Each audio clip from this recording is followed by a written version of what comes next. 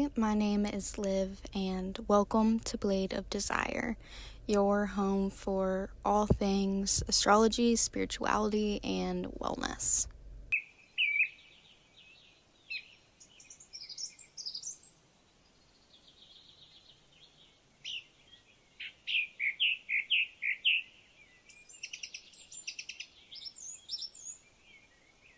Today, we are back in the car for a more educational, informational video that I wanted to make on astrology.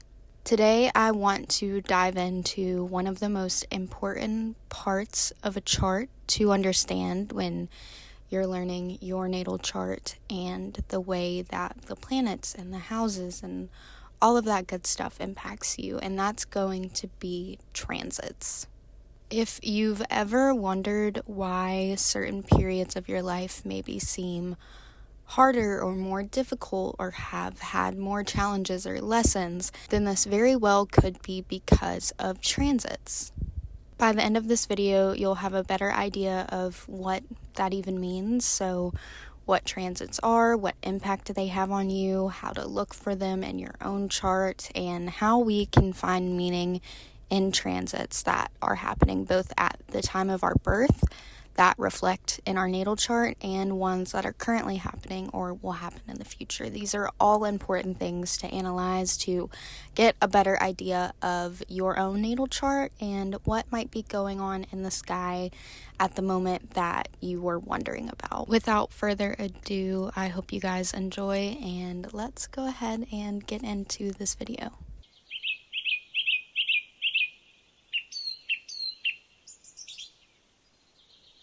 Astrology, transits refer to the general movement of planets in the sky in relation especially to your own planets in your own birth chart. You can think of your natal chart as sort of like your astrological DNA. It's an exact snapshot of what was happening at the time of your birth. That being said, transits are a little bit different. So everyone has transits and aspects in their own natal charts, but that's because it was, again, an exact snapshot of what was happening at the time of your birth.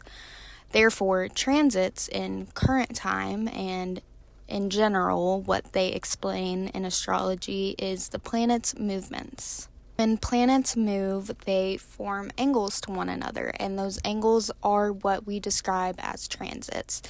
Now, these angles can either be soft or hard angles, and we'll get into that later, but this basically describes if it's a harmonious transit or a more difficult transit. Whenever a transit makes contact with your own birth chart, that is a way for us to see what planets or themes might be activated at the time of that transit. So this gives us a good look into what's happening in the current moment and what we can expect moving forward. So for people who kind of like to use astrology as a way to look into the future and see the themes of what might happen for them in the upcoming week or month or year, then looking at transits and the way planets are moving are the best way to do that, essentially.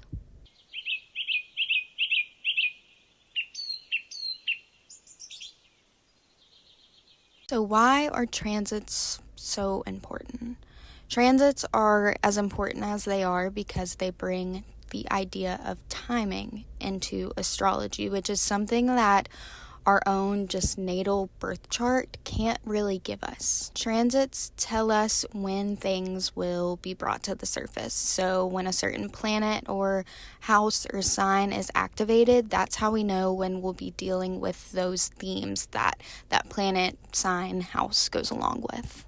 For example, a transit with Saturn might bring us lessons in regard to responsibility, karma, discipline, all of those themes that Saturn aligns with. A Jupiter transit could bring growth and abundance and luck. Mars transit, it might fire you up, it might get you involved in something new or build your confidence that you haven't seen maybe in past weeks or days. Each transit that we have is unique, and it offers us a unique period and opportunity for growth by presenting us with challenges and ideas that the universe knows that we can handle. So transits are never something to be looked at as scary or overwhelming. No matter what, they're going to happen, and they've been happening our entire life. It's just the idea of having a better understanding of what might happen and when that really matters and can help us essentially plan our movements and our daily lives.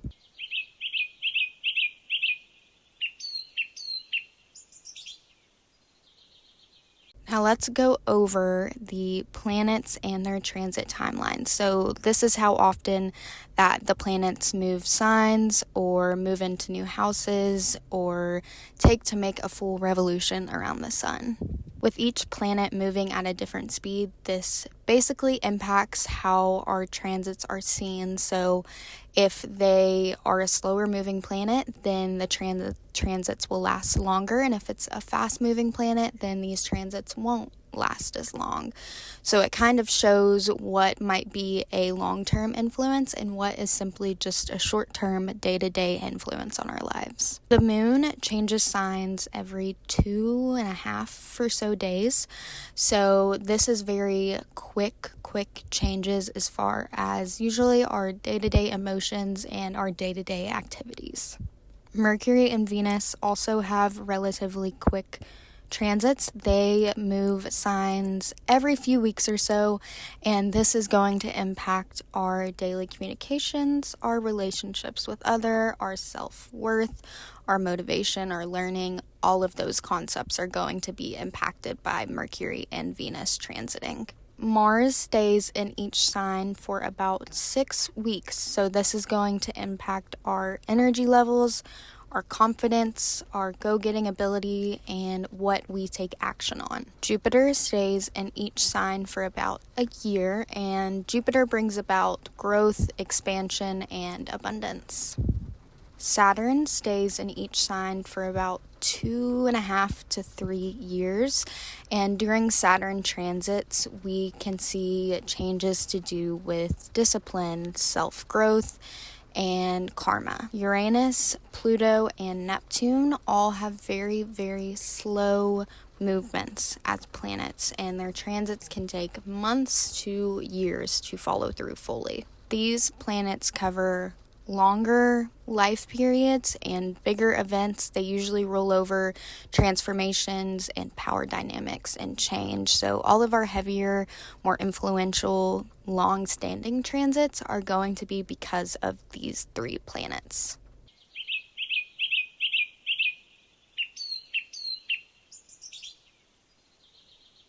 Now, like I said earlier, we can either have soft or harder aspects when it comes to transits, and that's really going to impact how each transit feels for us individually. Harmonious aspects are usually known as soft transits in astrology, so that's when you're going to see the words such as trine or sextile, and this usually brings about a lighter, more harmonious energy where you see improvements or things are getting handled or checked off the to-do list. More challenging, or what's known as hard aspects or transits in astrology, are things like when something opposes, conjuncts, or squares one another. So this is going to look more like a roadblock or something that's deemed negative may be happening. This is where we just see more challenging life events take place, is when we have these harder aspects to each other, again, usually in the form of a square or an opposition. Now, my advice with this is, again, astrology shouldn't be something that is scary or fear-mongering. Harder aspects and harder transits are meant to make us become who we really are, and they're meant to push us in the right direction. So even if you have a more challenging transit coming up in your own chart or your own transit chart, it doesn't mean that it's going to be the scary or difficult thing. It just means that it's going to work to transform you as a person and give you the growth that you've been looking for.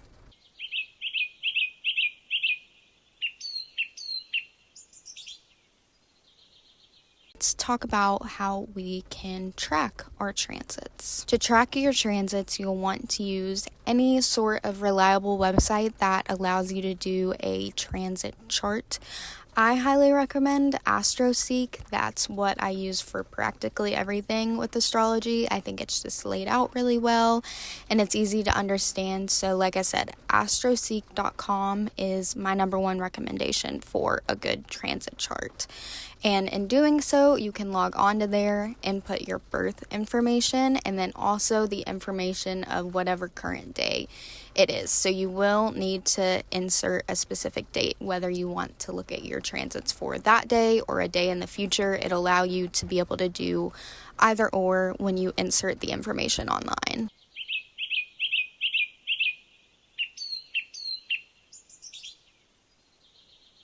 Again, I just want to end off this video by saying that transits aren't destiny. They aren't necessarily a notion for bad things coming or immediate change coming or a super difficult life transformation. They're just energies that we might be able to see present ourselves during that time. And again, it's not a inherently negative or positive thing. It just is what it is. So that's why I recommend transits and looking into your current transit chart as a way to understand what energies and what themes and concepts you might be feeling in your life at a certain time. But it shouldn't be something that scares you. It's just something to allow you to get a better look into the future and understand what might be influencing you at that time. When you fully understand transits, it's such a valuable resource to better plan your life and your week and the structure of your day-to-day routine. Personally, I recommend looking at the moon's transits. I think that's a really easy way to start astrologically. I load the moon signs, the transit moon signs, every month into my own calendar because it helps me structure out my day-to-day and helps me to see how I might be feeling on certain days. If I want to make it a day of staying in, being productive, or going out, being more social, or just taking a rest or a self-care day. It helps me to better plan each moment and just makes me feel more productive and aligned with my week. I really hope that you all found this video helpful, and if you did, be sure to give it a thumbs up and subscribe for more astrology content because I've been posting every 2 to 3 days at this point on my channel, so I'm having a lot of content come out really fast, and I recommend keeping an eye out on that for all things astrology and wellness to come. I really hope that you guys enjoyed, and if you did, be sure to follow me so you can see my next video. And until then, you can always book a reading with me online as well at www.bladeofdesire.com. Until next time, peace and love.